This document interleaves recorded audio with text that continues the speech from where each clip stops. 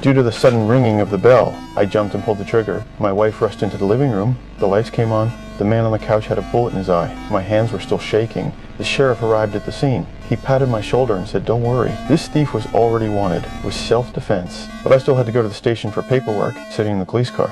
I couldn't believe I killed someone. Hours later, I got home. My wife and I sat in the hallway. I didn't know what to do. We started cleaning up the blood in the room. Morning came. The whole town knew what happened. The sheriff came to tell me the thief would be buried tomorrow at noon. I asked him a question. You got any family? He got a daddy in Huntsville prison. He just got parole. He had a father. My heart started racing. I installed security doors, replaced the furniture. That night I got a strange call. Just heavy breathing. I became even more nervous. For the safety of my family, I sat on the couch all night with my gun, too scared to close my eyes. The next day at noon, I still went to the cemetery. A man was standing there. Quiet and peaceful, isn't it?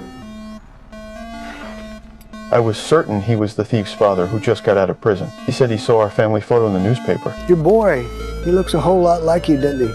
I felt threatened. I immediately called my wife, told her to meet me at the station. I rushed to pick up my son from kindergarten. The thief's father was standing nearby, watching us. I found the sheriff and begged him to arrest the man, but there was no evidence. The sheriff said his hands were tied. When we got home, I found the door had been broken into again. I asked my wife to take our son to the police station. I grabbed a wrench and went inside. I heard a window opening in my son's room. I rushed in, discovered bullets scattered on the floor and bed. The officers arrived. This time we had evidence. They assigned people to protect us secretly. They also left an officer in the house. I still couldn't sleep. I went downstairs for a glass of milk. When I returned to my room to go to sleep, the thief's father was already standing at my son's bedside. Because I heard strange noises again, I went downstairs to check again.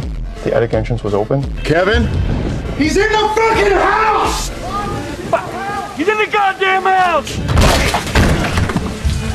Thankfully, my son was okay. The man had escaped. In the morning, the sheriff told me the thief's father had been caught.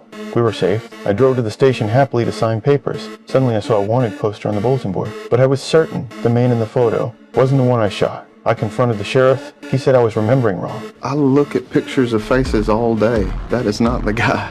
It's called shock. And memory gets a little fuzzy. It happens. I had a sinking feeling.